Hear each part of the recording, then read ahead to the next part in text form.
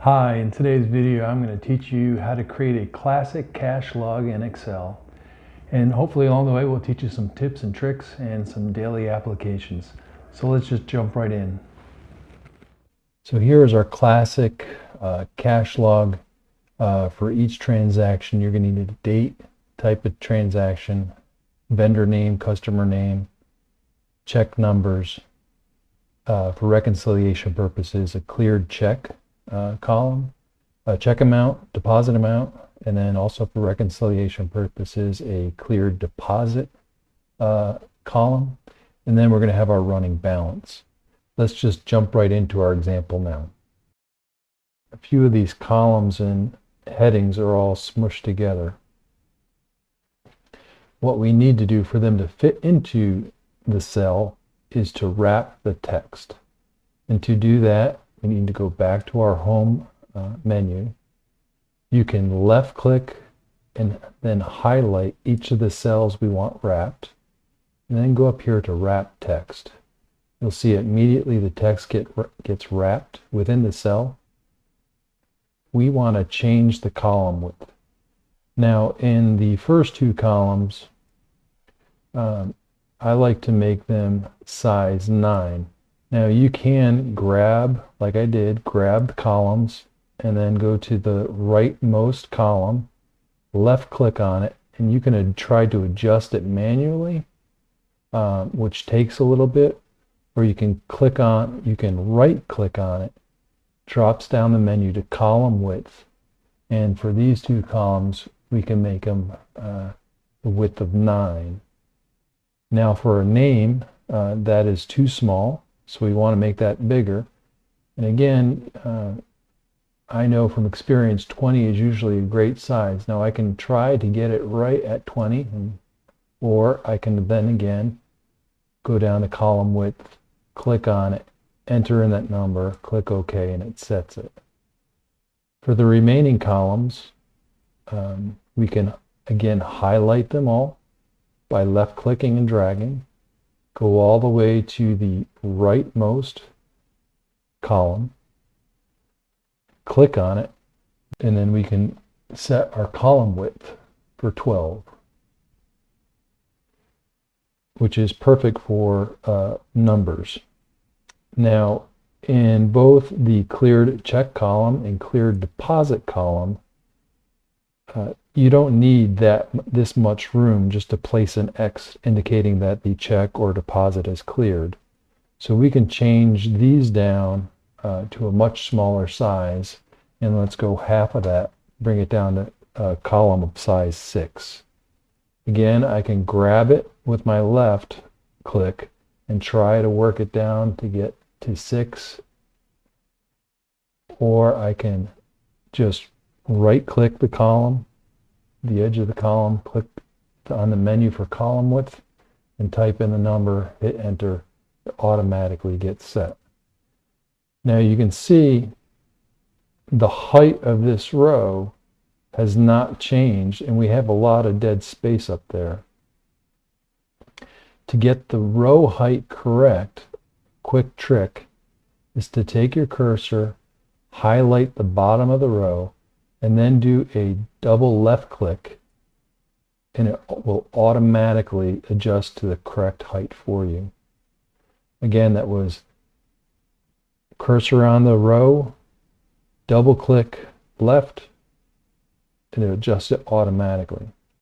The last item we have to fix is our starting balance. As you can see, we need to put our starting balance here in column I, row 2. But right now, there's text in that cell.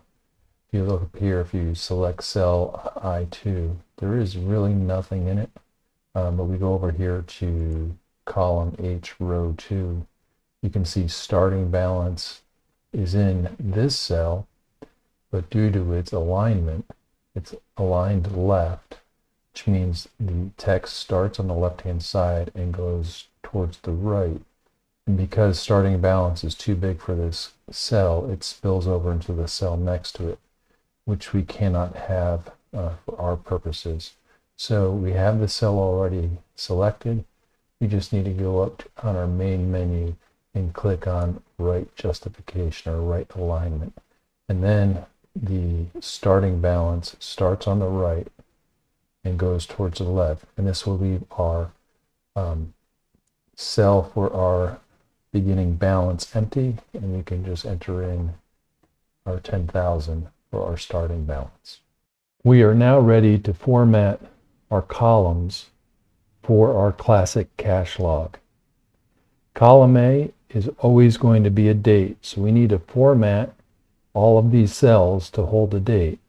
To do that, we want to left click on column A and then right click, bringing down the menu. Click on Format Cells. For date, you scroll down to date, left click on it, and again, it's all personal preference here as to how you want your dates to appear. I like my date to be day and then month. So I highlight that, click OK. So any number I put in here, let's say I put 1/6, January 6th, click enter, and that's how it's going to come out. The next set of formatting we need to do will be with check amount, deposit amount, and balance. All these columns are going to be holding numbers, so we need to format each column for a number. So left click on column F, drag over to I, release, then right click, scroll down the menu to format cells. We have an option here of number or currency. Again, it's personal preference. I like it to be in the number format. Sometimes the dollar symbol gets a little confusing in there, so I just prefer number.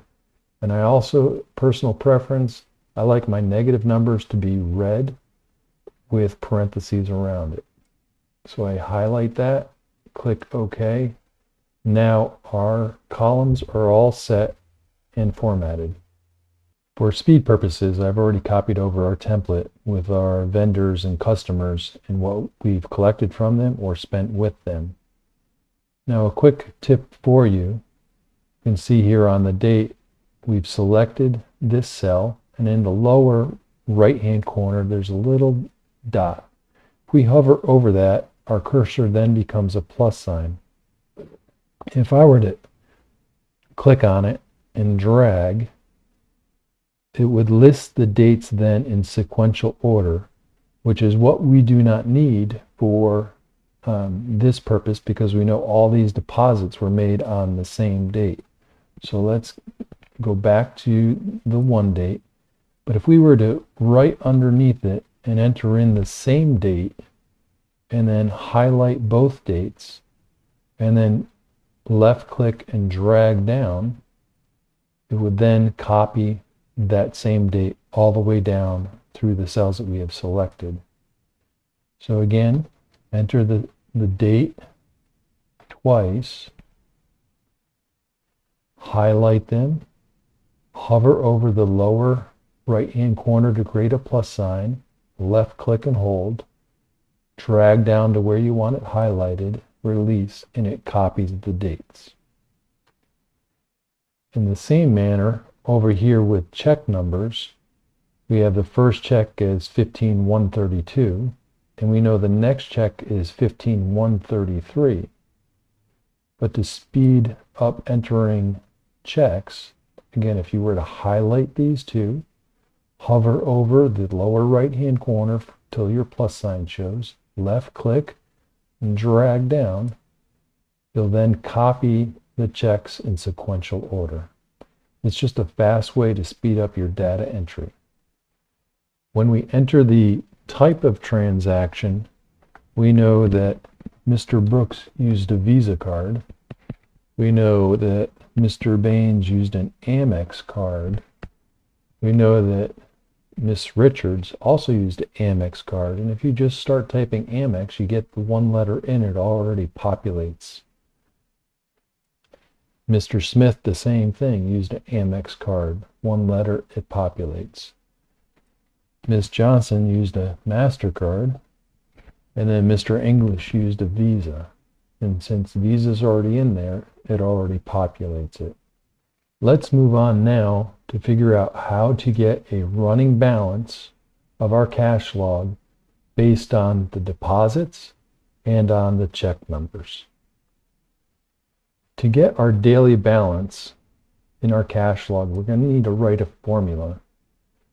Every formula in Excel begins with the equal sign. You're basically telling Excel that this cell will be equal to the value of the formula. We just can't tell Excel to add our deposits to the balance, because what happens then when we get down to the withdrawals where it's a negative number? So we need to write a formula that takes into account both the check amount or the deposit amount. We're going to need to sum column F with column G. A 0 plus the positive number will always return the positive number. A negative number plus a 0 will always return the negative number. So in our formula, we're going to tell Excel to sum, and then we need to use parentheses to tell it which numbers to sum. In our case, it's column F, row 3. You can see it then highlights it. The next number we need to put in a colon to separate it, and we're going to tell Excel now to add column G, row 3, and then we have to close the parentheses so that Excel knows it just needs to add these two columns together. Again, a 0 plus a positive number is going to return this positive number. To get the running total, though, we then need to add the solution to this sum with the previous balance. So we're going to need to enter a plus sign, and then we need to enter in the cell number, which is column I, row 2. Click enter. And we know that 10,000 plus 572.75 will give us 10,572.75. Now that we know our formula is correct, we now need to copy it so that we can have a running balance. To do that, we select the cell, we right click, choose copy. Now we select the cells below, release, and then hit enter, and the formula is now pasted all the way through to row 23. And Excel is smart enough that it adjusts the formula for each row. You can see when we first wrote our formula, we summed F3 and G3, and the value of that we then added to I2. Well, if we click down, you can see now it says F4 plus G4 plus I3. And if you were to just keep going down, you can see the formula just keeps going. So Excel is smart enough to do that. One thing I like to do for reconciliation purposes is to keep a daily total of my deposits. To do that, I will put in this cell a sum of all these transactions. So in this cell, I'll go up to my main menu, and you can see here it says auto sum. I click on that. It automatically goes to the nearest number to sum it, but I don't want that sum. I go up to my first deposit, I left click on it, and I drag down and I highlight the cells that I want to sum, and I hit enter. And this gives me my daily deposit total. For ease of use, I also like to underline it. So I highlight the cells, I go up to my borders, I drop down the menu, and I select bottom border. And you can see then with a quick glance that I know this number matches these transactions. Now let's put in the last transactions that we have so you can see that the numbers change as we continue. From our template, I know that we had an Amex deposit from Mrs. Romano, and she spent $135. So I enter that. You can already see as soon as I enter, the number of our running total changes. The next transaction was a Visa, and Mr. Clarkson spent $496.39. Again, enter, and it automatically changed. Again, that was the total credit card transactions for that day. So again, I like to keep track of all the transactions. So I auto sum. Again, I don't want that. I want to select the two deposits, enter, and I get my total deposits for the day of credit cards. I like to enter the line so that quickly I can see what this number belongs to. But we also had, on that same date, I had a bank deposit. And that bank deposit was $1,200. And you can see, again, I enter it, automatically the running total increases. Now there's really no need to put an auto sum here because it's just one transaction. So I just go over and I write in the transaction, but I do still go over, highlight, and I enter the line for ease of use. And again, the dates, they were all on the 7th, so I highlight the two numbers, hover over the little dot, drag down, automatically populates. Now what you're going to see is that there is a green triangle in this cell. That green triangle in the upper left corner is saying that we have a trace error. If we were to click on it, it drops down and it tells us the formula omits adjacent cells. It's telling us that there's a number right here and our formula is not including this number. Well, we know our formula is to only sum these two, so we don't need this number as part of our formula. So we can just know there's a green triangle there and ignore it, or we can select the cell, click on the warning, and then we can actually go down and then tell Excel, hey, ignore that error. And the green triangle disappears. One last item I'd like to go through with you is the cleared check column along with the cleared deposit column. Basically, when you get your monthly bank statement and you go to reconcile your account, I go through each transaction line by line and I mark each transaction if they have cleared through the bank with an X, whether it's a deposit or on the withdrawal side. I mark every cleared transaction with an X. If they happen to still be outstanding with the bank, I leave it blank so I can go back to it at a later date to mark it off. But every check that has cleared or every deposit that has cleared is marked with an X.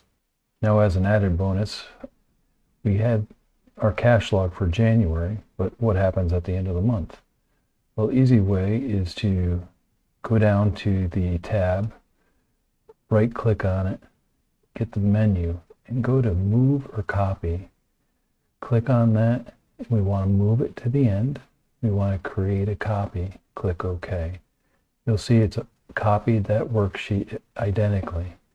Then we want to go to the second copy of January, right click on it. We want to rename it, and let's rename it to February. Enter. So now we have January and we have February. February we need to clear out. And for this example, we can just left click and highlight it all. Enter delete. We can delete column K, and then we can cover over the areas that we have put underlining in, go up to our main menu, click on borders, drop down, click on no border, and they all disappear. But what happens if we say we have 300 transactions in a month? Highlighting it all manually would take a little time. So let's go click backwards. A fast way to do that would be to come to the top line, highlight over. You do not, whatever you do, you do not want to delete our formulas. So highlight the first row. We want to use Shift Control down arrow, and it will automatically read down to the last line that we have any information in and highlight them all. You can then press delete. You can again go to column K and just press delete. And in the same, if we have 300 entries, we don't know how many lines there are. We can go right above the first line. We can do a Shift Control down arrow, and it highlights, as you can see, a lot of lines. We go up and we click no borders, and it will release all of our borders. So that's a quick way to take your cash log from January to February, and then you can follow the same directions to make it every month after. Thank you for watching today's video. I certainly hope you enjoyed it. If you did, please give me a thumbs up. Also, please subscribe to my channel for more videos like this. Thank you again, and we hope to see you soon.